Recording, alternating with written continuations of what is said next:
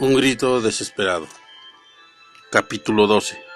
La ley del amor incondicional.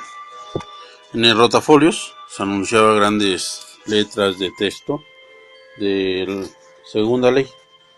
La única energía que fortalece verdaderamente al hogar y que a cada uno de sus miembros es el amor sin condiciones. Esta fuerza vivificante debe emanar en la entidad conyugal. Cuando Sayan y yo estamos al recinto, la explicación ya había comenzado.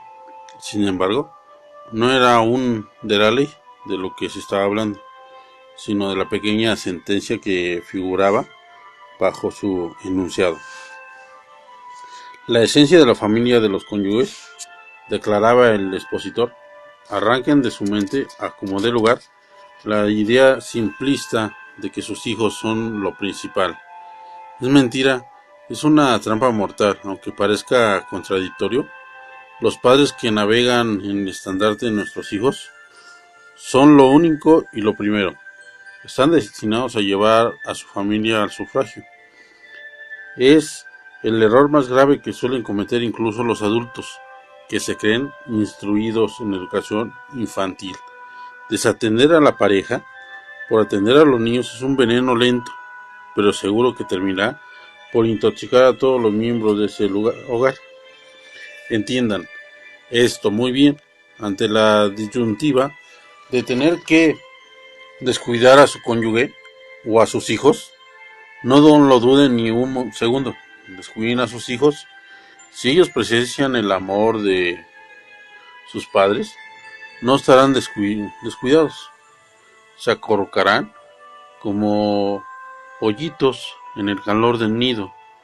Señoras, señores, memoricen esto. Cuando se cultiva el amor incondicional en el matrimonio, a los niños les va muy bien, aunque no se hagan grandes esfuerzos para educarlos. La unión conyugal es la mejor educación. Los niños que la ven no tuercen su camino, se hacen juiciosos y sensibles, convirtiéndose a su vez en fuertes de amor, y más tarde que temprano fundan con alegría su propia familia. Por el contrario, los hijos de parejas que están en constante riña se inyectan de desconfianza e inseguridad y frecuentemente se vuelven promotores de deformaciones sociales, tales como el amor libre y los vicios carnales. Buscan cariño en el engaño. Carece de calor en el placer y postergan el matrimonio como cuanto les sea posible. Licenciado, interrumpió una mujer que había ido sola. ¿Cómo voy a preferir atender a mi esposo, que es adulto, antes que a mis hijos, que son niños? Eso no es lógico. Señora, quítese esa idea de la cabeza o su familia nunca será feliz. ¿Usted vino a su marido antes de tener hijos y cuando sus hijos se vayan, seguirá unida a él? La promesa que hizo ante el altar, incluyendo el compromiso de defender y amar a su esposo. Antes que a cualquier otra persona, el cariño prioritario en esta tierra para todo adulto sano es el de su pareja. Luche por ella antes que por nadie más. Protegerla, respetarla, aceptarla, amarla, a pesar de cualquier defecto que tenga. Es una fuerza motriz tan poderosa que salva del abismo a los hogares más conflictivos. Yo vivo separado, confesó un hombre extremadamente joven, porque mi esposa y mi mamá nunca se entendieron. Tuvieron diferencias tan serias que yo tuve que escoger madre. Solo hay una y las mujeres más. Hay miles. No me va a decir que hice mal, ¿verdad? Tadeo Yolza, antes de responder, miró al sujeto con gesto de sincero pesar. Me temo que sí lo voy a decir. Si usted quiere y defiende a su madre, no está haciendo ninguna proeza. Es lo más normal. Hasta los peores individuos de la sociedad harían eso. El amor hacia nuestra madre se siente de modo natural. y es poderosísimo, es cierto. Usted la querría a ella, le pese a quien le pese, pero un hombre cabal no se limita a sentir lo que su instinto le dicta, sino lo que usa el cerebro y enfrenta el reto de aprender a amar a su esposa, porque el amor conyugal no se da de modo innato. Como el filial, para llevar el éxito, un matrimonio hay que esforzarse a brazo partido. Hay que estar dispuesto a un verdadero esfuerzo, a una entrega crucial, a un sacrificio enorme, a luchar contra viento y marea. El amor conyugal no se da por sí solo, se aprende con lágrimas, se cultiva entre dudas, se ve crecer. Un precio muy caro, pero en recompensa es la mayor bendición que un hombre puede recibir. De modo que si su esposa, su madre se separan, usted debe permanecer al lado de su pareja. Y si ellas discuten, usted apoyará a su mujer. No es fácil, pero escúcheme muy bien. Solamente cuando logre hacerlo, habrá dejado de ser niño. El hombre se acarició el mentón con más aire, más molestia que de meditación. Lo había catalogado inmediatamente de infantil. ¿Quiere decir que nuestros padres ya no podrán darnos consejos? Sí, pero órdenes no. Una vez casados, usted ya no tiene obligación de obedecerles y ellos ya no tienen derecho de mandarle, y mucho menos si con eso afectan su vida matrimonial. La sentencia que dice se refiere no a dejarlos física ni emocionalmente, sino a independizarse radicalmente de ellos, con actos y decisiones. Yo tengo una duda, declaró nuevamente, entre opinando y discrepando. La señora solitaria, con aire de insatisfacción, continúa. Mi marido es gruñón, vulgar y necio, y se preocupa por mí muy poco. Ayer en la noche nuestro hijo menor se sentía enfermo, así que consideré mi deber de estar con él, aunque mi esposo tuviera que prepararse su cena solo. ¿Estuvo bien? Estuvo perfectamente mal. En primer lugar, usted está haciendo una pregunta aclarando el paso de lo gruñón y vulgar que es su compañero. Debe evitar hablar mal de él, esté o no esté presente. Hágase a la idea de que el de denigrarlo se denigra a usted misma. Es una mujer que se queja del marido. Todos piensan que en secreto, pobre tonta, lo que se merece. Si le degradan los defectos de él, ayúdelo en privado, pero nunca lo deje mal ante otros. En segundo lugar, los niños son egoístas y con frecuencia exageran sus dolencias para que se les preste atención. De modo que, aunque el pequeño mediante hubiese estado diciendo la verdad respecto a lo mal que se sentía, si su vida no peligra, usted debió entenderlo primero al papá y a la larga a los chicos. Les hace mayor bien ver a sus padres que se abracen y que los abrazan a ellos. El mejor regalo que podrán darles jamás será la contemplación y vivencia de su mutuo amor incondicional. Un momento, se defendió la señora con la agresividad de una fiera herida. Aunque diga que no debo hablar mal de él, ¿cómo voy a quererlo de modo que usted dice si siempre me trata con indiferencia? Si desatento y cuando le pido cosas ni siquiera me hace caso. ¿Sabes cuál es la clave para que comience a llevarse un buen matrimonio?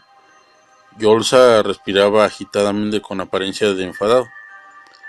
Se lo diré. Habló con la vista bien fija y con gesto de absoluta convicción. Deje de reclamar. Como un derecho lo puede pedir, como un favor. La señora soltó una sonora carcajada poniéndose de pie teatralmente. ¿De veras? Dígale eso a mi esposo. Y a mí me lo enseñaron de chiquita. A él no. Tadeo Yolsa arqueó las cejas asombrado, más que por la risa fingida que por la irónica respuesta. Dejó lentamente sobre el escritorio sus papeles y comenzó a caminar directamente hacia la mujer. Usted puede burlarse del modo que quiera, pero estoy seguro que su marido tendrá buenas razones para portarse como lo hace. La mujer altiva y autoritaria es peor que una serpiente en el hogar. Solo una señora que no ha aprendido las reglas elementales del matrimonio puede decir que su esposo no le concede lo que ella le pide. La compañera inteligente siempre se sale con la suya, usando el único método efectivo, la seducción, el amor, las caricias, porque cree que muchos hombres acaban de serle fieles a sus mujeres, porque son unos monstruos lascivos, degenerados. No, señora, un hombre muy rara vez busca sexo fuera de la casa. Lo que busca es comprensión, cariño, paz. Entiende algo que si usted realmente se lo propone, puede darle a raudales. Yolsa terminó de hablar a solo unos centímetros de la mujer, quien se había vuelto a sentar con los ojos muy abiertos. Sonreí, acordarme de mí mismo en una situación similar cuando se trató del tema de los padres. En el salón de clases, al tranquilizarse un poco, el maestro se dio vuelta y regresó a su sitio, desde donde continuó hablándole a esa señora. Sí, ha de convencer, dirigir o disponer. No lo haga jamás exigiendo. En la familia debe de cultivarse el amor incondicional, empezando por la pareja. Y no hay más que discutir al respecto. ¿Qué es exactamente lo que significa eso? De sin condiciones, preguntó un señor corpulento y de voz grave. Existen 3 niveles de afecto. El primero es el más corriente y elemental. Se le denomina amor, sí. Te amo si eres bueno, si te portas bien conmigo, si cumples mis exigencias, si a veces lo que me agrada, etc. El segundo nivel, al que más comúnmente se llega, es el llamado amor. ¿Por qué? Te amo, porque tienes buenos sentimientos, porque te esfuerzas, porque has tenido notas aceptables, porque eres honrado, etc. Pero ninguna de estas formas de amar es verdadera. Ambas están basadas en condiciones y las condiciones emanan un mensaje muy claro que es: debes ganarte mi cariño con actitudes que me satisfagan. No olvides nunca que te querré más mientras te parezcas a mí. Eso no es amor, sino un intercambio egoísta en el que siempre queremos salir ganando. El único y verdadero amor es el del tercer nivel, que debe practicarse entre los miembros de la familia. Es decir, te amo a pesar de tus errores, de tus carencias. Y no, con todo esto quiero significar que los desatinos sean bienvenidos. Odiamos al mal, aunque amemos a quien cometió ese mal. Eso dice es utópico, como hemos de llamar igual al hijo delincuente que al responsable. Perdóneme, señor, pero si usted tiene un muchacho delincuente es precisamente porque solo le dio amor acondicionado. Y créame, ese amor a la larga resulta tan despreciable que finalmente a los muchachos no les interesa perderlo y se vuelven ingratos y bribones. De acuerdo, convino una señora, pero ¿no será más perjudicial demostrarle a los hijos siempre afecto permitiéndoles hacer lo que les venga en gana? Nadie dijo permitir. El amor incondicional precisa ser todo un buen amor, inteligente. Usted debe prohibir las malas actitudes. Debe incluso repudiar los errores y enojarse y demostrar toda la animadversión contra el mal. Pero cuando se enfade por algún defecto reprobable, no se enfade tanto con su hijo, sino con el hecho. Debe aprender a separar a sus hijos de sus actos. Usted puede fingir muchas cosas, pero ¿daría la espalda realmente de corazón a una persona amada solo porque cometió un error? Si lo hace, no vale nada. Es clásico el ejemplo de padre que humilla, hiere y le reitera la palabra por años a su hija, que, seducida por los vivales, resulta embarazada antes de casarse. No hay actitud más antinatural y absurda. El padre sufre más o igual que ella. Los yernos de nuestros hijos nos duelen mucho, precisamente porque los queremos mucho. Si no los amamos, no nos sentiríamos tan mal cuando se equivocan. Así que, ¿por qué no decirlo así? ¿Por qué fingirnos agraviados cuando el único perjudicado por los errores es el muchacho mismo? Sean sinceros y manifiesten su cariño abierto, evitando la sobreprotección. Ustedes no deben vivir por ellos.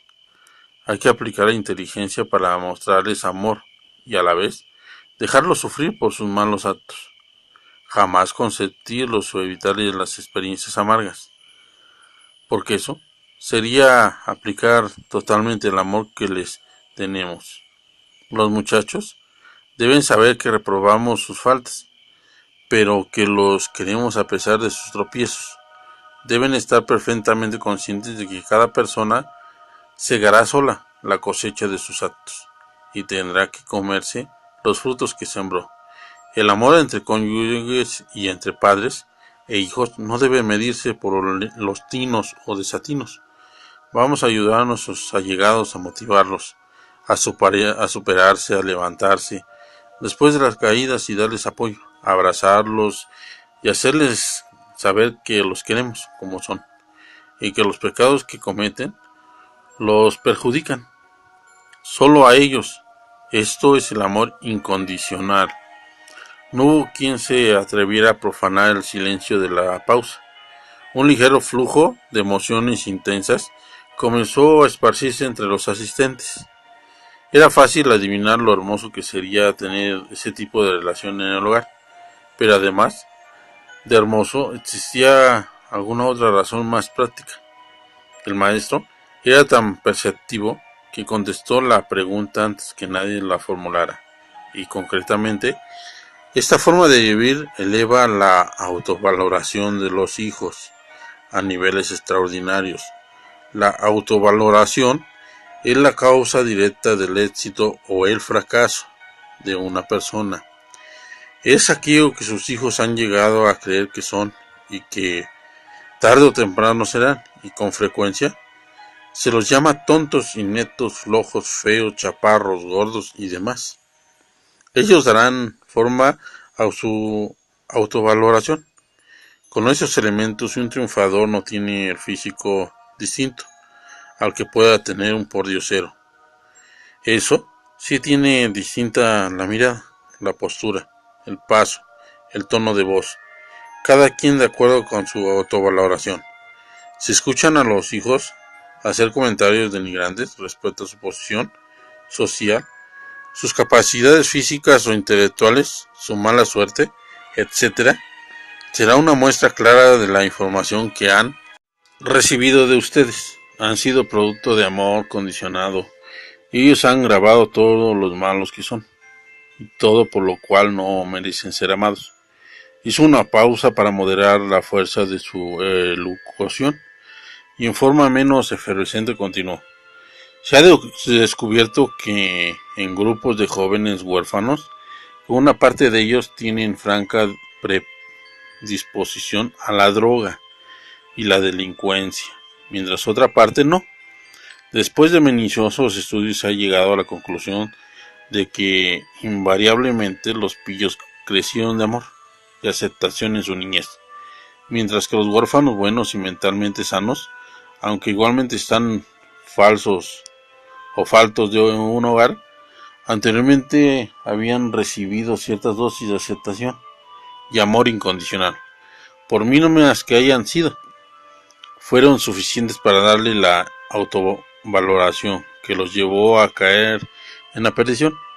Nuevamente había despertado un hálito de reflexión en los presentes. En la medida que el tiempo transcurría, yo mismo me había sentido más atraído por la disertación. Yolsa era un buen orador. Repentinamente y sin que pudiera controlarlo, me vino a la mente una gran preocupación por mi familia, porque las circunstancias se habían dado de tal modo que solo yo, el jabón del emparedado, se hallaba presente en esa plática. Debería transmitir a mis padres lo que estaba aprendiendo. Moví la cabeza negativamente. ¿Cómo iba a decirles que con el ejemplo de sus actos nos estaban marcando un camino involuntariamente malo, y que sus regaños y consejos no servían para casi nada? ¿Cómo explicarles que nos sentíamos poco amados y a veces hasta despreciados por ellos, aunque hacíamos las cosas mal, para hablarles con la necesidad de aprender a darnos mutuamente amor, sin condiciones? ¿Cómo expresarles que para que los ingredientes del nuevo guiso pudieran mezclarse era indispensable que conocieran el color del horno, de su mutuo amor, hombre o mujer? No, no iban a ser capaces de explicárselos, y aunque pudiera, ellos seguramente no se tomarían en serio. Miré el reloj. Sí, lograba localizarlos. Ahora era factible que acudieran a la conferencia y escucharan lo que faltaba de ella. Las edecanes comenzaron a ofrecer café, dando que la explicación de la segunda ley había terminado, y el maestro ordenaba su material para la tercera. Me puse de pie, olvidando esta vez de llevar mi carpeta conmigo, y caminé hacia el lugar de Zain. ¿Me acompañas otra vez a hablar por teléfono? Claro. Bajamos y mientras yo sostenía la bocina, ella marcó. Era inútil, a mi casa no había llegado nadie. Con poca delicadeza me quité el auricular y comencé a discar el número del hospital del papá. Pero me detuve y colgué. Tengo que irme, sentencié. ¿Vas a regresar? Una intuición negativa sobrecogió mi corazón, así que mientras hablábamos, comenzamos a salir de la escuela. No lo sé, te espero aquí. No, mejor vuelve al salón. ¿Estarás bien? Sí, no te preocupes. El intercambio de palabras anterior lo sostuvimos yo caminando por la acera rumbo a mi casa, y ella, siguiéndome, presa de una inconcebible temor. Se había recorrido ese camino miles de veces, pero nunca me pareció tan largo. Muchos años después de aquello, Zain me confesó que esa tarde, al verme alejar corriendo tan preocupado por mi familia, sintió que por primera vez que me amaba. Llegué a mi casa jadeando, todas las luces estaban apagadas, así que no me detuve a tocar. Salté la reja, crucé el patio y escalé la cornisa del baño principal. Allí había un domo roto por el que se podía entrar, como lo hacían en otras ocasiones. Cuando me demoraba en mis vagancias para burlar a mi padre.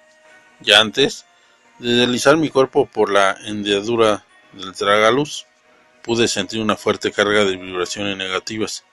Caí ágilmente junto a la tina y me pareció percibir cierto olor rancio y un aire frío. La piel se me erizó y las palmas de las manos se me sudaban inmoderadamente.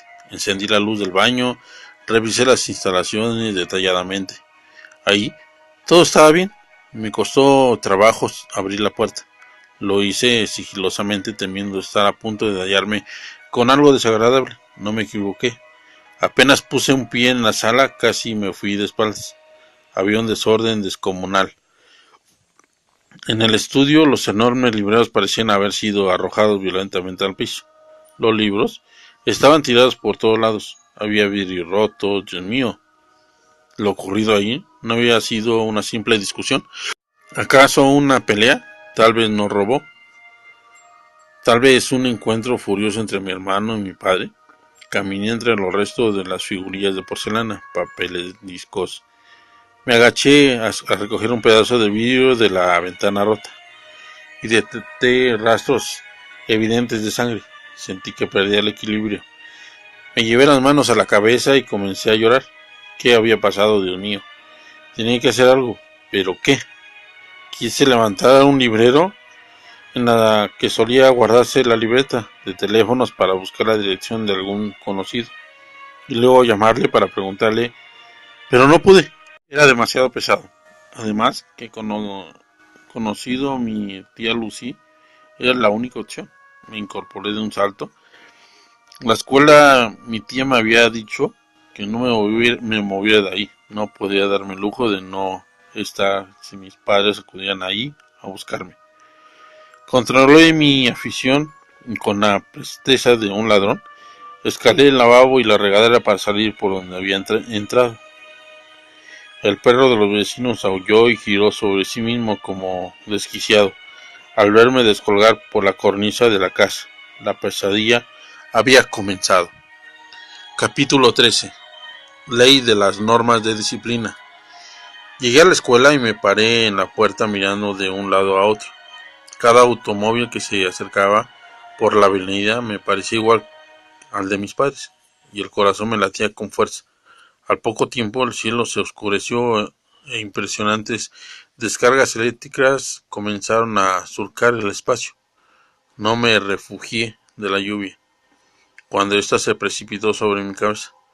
Tomé asiento en la banqueta y me dejé empapar, escuchando las elucubraciones en mi mente.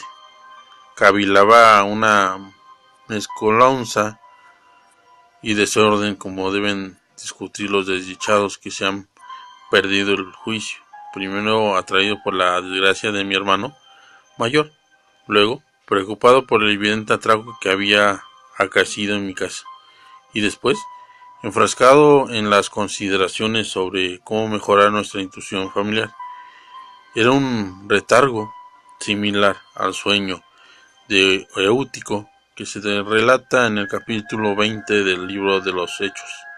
No sé cuánto tiempo estuve en esa posición, solo recuerdo que comencé a sentir frío y mucho hecho una sopa, me puse de pie para entrar a la recepción de la escuela. La secretaria me proporcionó una toalla y quiso enterarse de la razón de mi llanto. No lo toleré y le expliqué, con una ansiedad que la dejó sin habla, que en cuanto mis padres llegaran, me mandara a llamar. Estaría en el tercer piso escuchando la conferencia. Obviamente, en el tiempo que permanecí fuera, se expusieron algunas ideas que no me gustaría dejar al margen del presente relato. Gracias a que Sayan y yo posteriormente hicimos algo más que una amistad entrañable, ella ha supervisado y corregido lo escrito en estas páginas. Ella ha supervisado y corregido lo siguiente. Dije, amén. De relatarme detalladamente cuanto ocurrió en mi ausencia, razón por la cual me atrevo a escribir lo expuesto en el salón, con la conciencia de que es fidedigno. La tercera ley se presenta en los pliegos de papel bond de rotafolios, con las mismas grafías brillantes que se mostraban las anteriores. Las normas de disciplina delimitan la única área confiable sobre el que puede edificarse, sobre la que la torre que es el éxito familiar y personal. Los 4 vértices de esta área son respeto, unión, prosperidad y autoestima. Cuentan que a un circo muy famoso llegaron 2 leones para ser amaestrados, relató el licenciado Yolza. Uno fue confiado a un entrenador que desde el principio estableció patrones de recompensa y castigos perfectamente claros. Le prohibió al animal que le gruñera ferozmente o lanzara zarpazos, de modo que en cuanto lo hacía recibía un inmediato, aunque corto, castigo físico. Además le enseñó pacientemente a realizar ciertas rutinas después de las cuales invariablemente lo recompensaba con comida y agua. Por su parte, el segundo león fue puesto en manos de un entrenador neurótico. Este hombre en ocasiones le permitía al animal gruñir y amenazar con las garras sin darle mayor importancia a la agresión, y en ocasiones, si no estaba de humor, lo azotaba ante la menor manifestación de rebeldía. Además, si el felino hacía las cosas que se le pedían, no recibía una recompensa clara. Cuando el entrenador estaba de buen humor, le daba enormes cantidades de alimento, le aplaudía y lo felicitaba efusivamente. Pero cuando estaba de malas simplemente consideraba el acierto del animal, como si hubiera cumplido con su deber y salía de la jaula sin darle la menor gratificación. El primer león, dado como un código de reglas justas y constantes, aprendió rápido y no solo se convirtió en la estrella del circo, sino que adquirió cariño y respeto de su entrenador. En cambio, el segundo león, educado a la libre reglamentación emocional, acabó asesinando a su instructor y atacando a cuanta gente se le acercaba, para intentar enseñarle, así que tuvo que ser sacrificado. Se ha encendido un proyector que proyectaba en la pared las fotografías de las fieras cuando llegaban al circo, cuando eran entrenadas, cuando la primera hacía sus actos con extraordinario éxito, mientras la otra era llevada a la cámara para animales salvajes indomesticables. Esto es exactamente lo que ocurre en un hogar, tanto cuando hay reglas establecidas claras y públicamente, como cuando no las hay. Cuando se manejan las normas en una casa, se permite en unas ocasiones algo que está prohibido en otras. ¿Pueden los padres realizar a veces datos vedados a los hijos fortuitamente, tal o cual hecho bien? Puede tener la suerte de ser ignorado o correr el riesgo de ser motivo de regaños y feroces castigos. De la buena educación, la razón debe prevalecer ante la emoción. Yo se digo que no es suficiente con amar incondicionalmente a los hijos. Estos deben ser amados inteligentemente. Establecen ustedes reglas justas y háganlas valer. Señores, las normas de disciplina son vitales en la familia, pero no pueden ser secretas ni cambiantes. Se recomienda que se escriban en un papel y se coloquen en un lugar visible para todos. Determinen clara y públicamente el camino a seguir y nadie se apartará de él. Inténtenlo, por favor. Si lo hacen, no habrá desperdiciado su tiempo viniendo a esta plática. Es una de las principales recomendaciones para superar su calidad familiar. No pierdan nada con probar y en cambio no imaginan todo lo que puede ganar. Oiga, ¿y los hijos deben cooperar para la creación de las reglas?, preguntó una mujer solitaria. No necesariamente es importante, sí, que ellos no acaten las normas por la fuerza, sino que las entiendan y acepten de una buena gana, incluso que las comenten, enriquezcan, critiquen, pero los únicos que poseen derecho y la responsabilidad de dictarlas son los padres, pero también serán el único con el poder de actualizarlas cuando vaya tomándose obsoletas, o ampliarlas, reducirlas y hasta hacerlas flexibles si alguna circunstancia específica lo requiriera. Pero no dice que las leyes se hacen para ser violadas. ¿No será que los hijos las respetan solo mientras estemos observándolos? Eso dependerá de la forma como se les maneje. Las reglas oscuras e inexplicables se obedecen siempre. Solo las prohibiciones que los hijos se hagan a sí mismos con la base en lo que están convencidos. Estas serán eficaces, así que antes de darles órdenes, convénzalos. No pretendan que sus hijos acaten las prohibiciones de ustedes, sino las de ellos. Estoy de acuerdo en que haya reglas, licenciado, pero debe existir una guía para no caer en extremos represivos. Muy buena observación, señor. Existe una guía infalible para establecer bien los preceptos. Simplemente la disciplina debe cumplir 4 objetivos. No importa lo que esté prohibido o permitido. Si se logra la consecución de esas 4 metas, el maestro hizo una pausa mientras volvía su material en busca de la siguiente lámina a proyectar. Yo entré precisamente en ese momento al aula. Algunos padres se recriminaron francamente con la mirada porque mi interrupción, pero yo lo sano. Tomé asiento desganado en mi antigua silla, aún tiritando por la reciente ducha pluvial. Zain me miró con asombro y tuvo intenciones de acercárseme para ayudarme, secarme, preguntarme para qué, pero se quedó sentada en su lugar, sin apartar la vista de mí, aun cuando el maestro había comenzado a hablar. La carpeta de argollas estaba intacta, en el mismo sitio. La abrí y la volví a cerrar. No me costó mucho trabajo comprender que había llegado en un momento neurológico y la explosión. Me agradaban las cosas simples y acertadas, de modo que si establecer las reglas en un hogar dependía de cumplir 4 sencillos requisitos, me interesaba conocerlos. No era el único atraído por esa idea.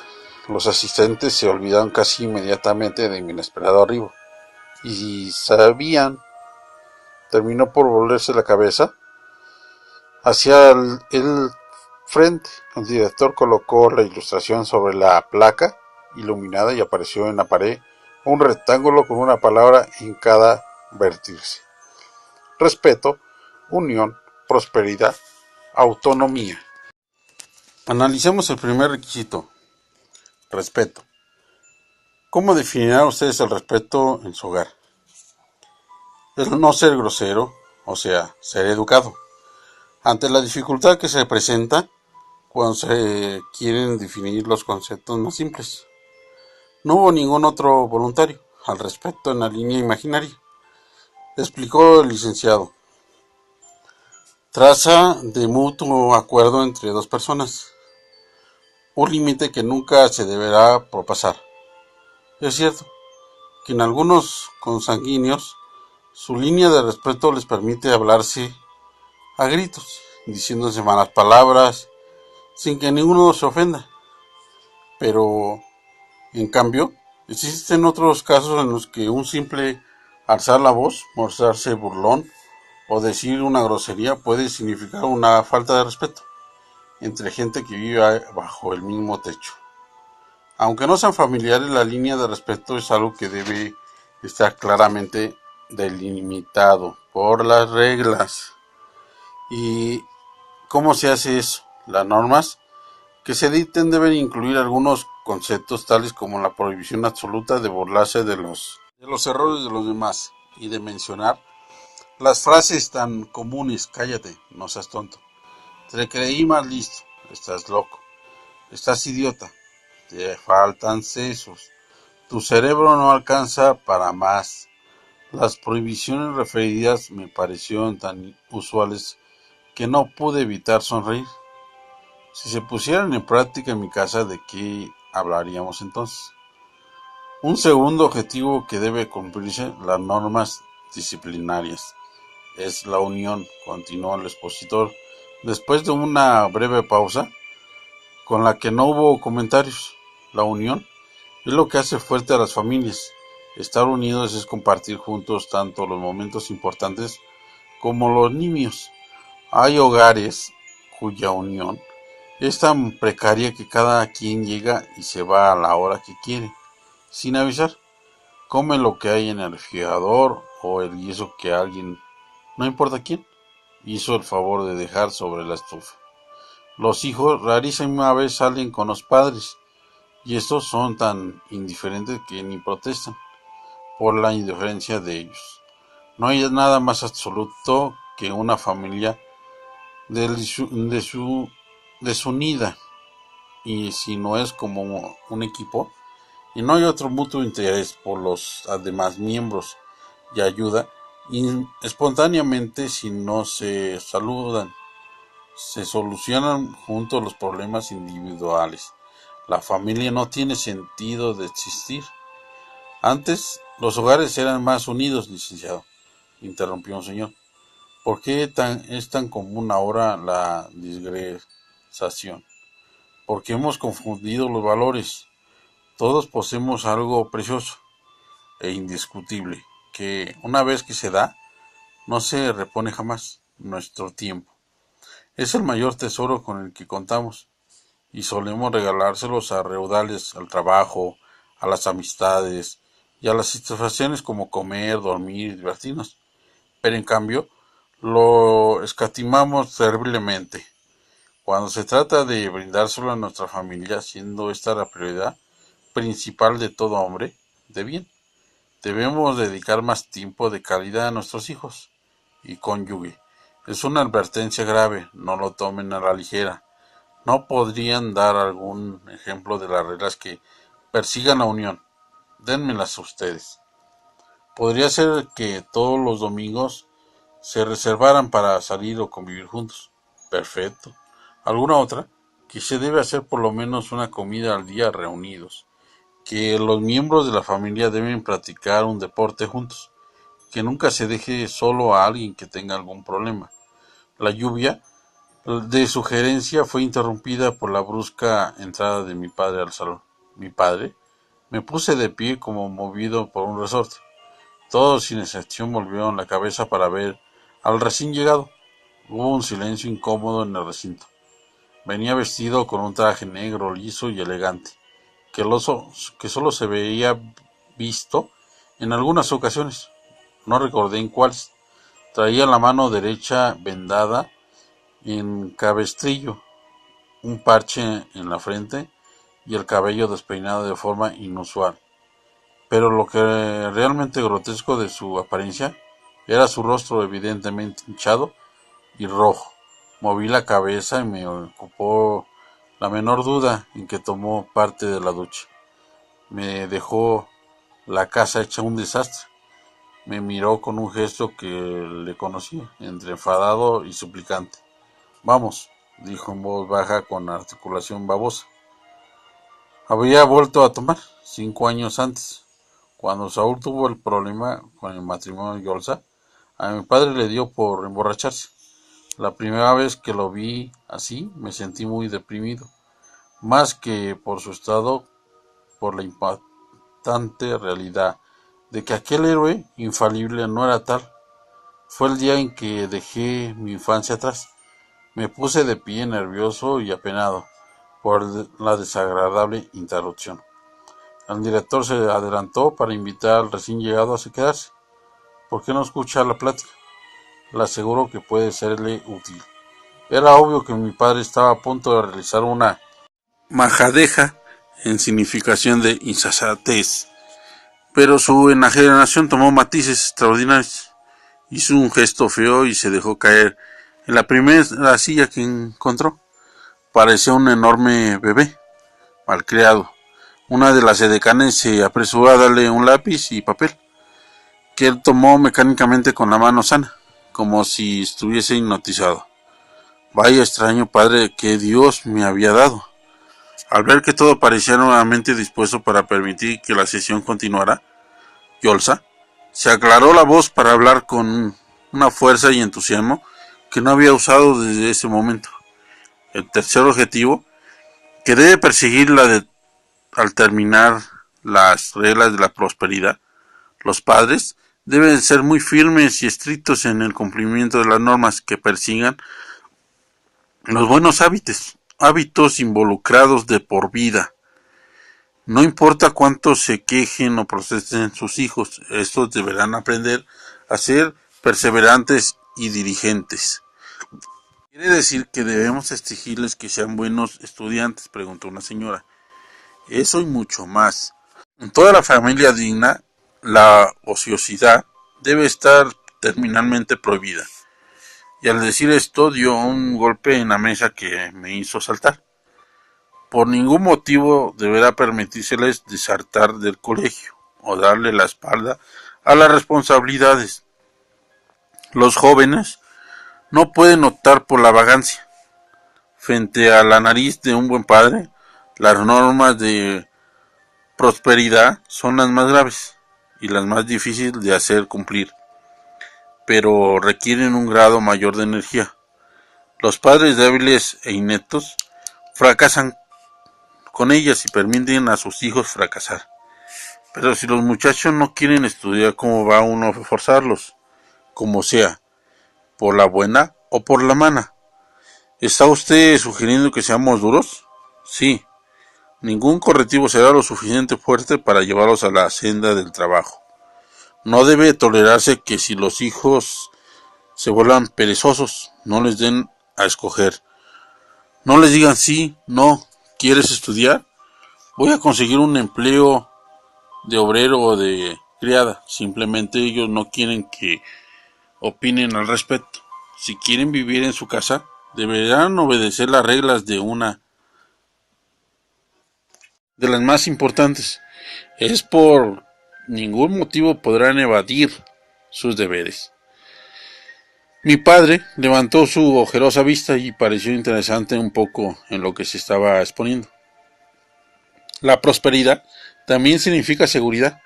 Todo padre debe saber que por la noche las calles de la ciudad están atestadas de vagos, pandilleros, buscapleitos, ladrones, borrachos y demás. Por lo tanto, es ilícito que haya una hora estupilada como límite para llegar a dormir. No voy a sugerir ninguna, los padres decidirán eso, según su criterio. Pero la hora que estipulen será respetada. Es un hábito de descendencia en otra persona. Prudente de estar en casa a la hora segura. Los hijos tampoco tienen que opinar al respecto. No importa si el jovencito llora y patarea, porque a esa hora las fiestas apenas empiezan a ponerse buenas. No hay excusa pueril que los padres se traen con más frecuencia. Si eres un buen dirigente de familia, aprende a decir lo siento mucho, hijito. En el hogar, el proceso y los buenos hábitos van unidos al amor. Solo el que no ama a sus hijos evita un buen correctivo a tiempo. En el terreno de la prosperidad entran reglas que controlan el fumar, el beber alcohol, el levantarse y dormirse después de determinada hora, ver la televisión, tender la cama, comer de cierto modo, ser cortés, sincero, honesto, no robar, no mentir, etc. Los buenos hábitos son el camino a la superación y deberán adquirirse proteste quien proteste. El director terminó de hablar, usando tal energía que me puso un poco nervioso.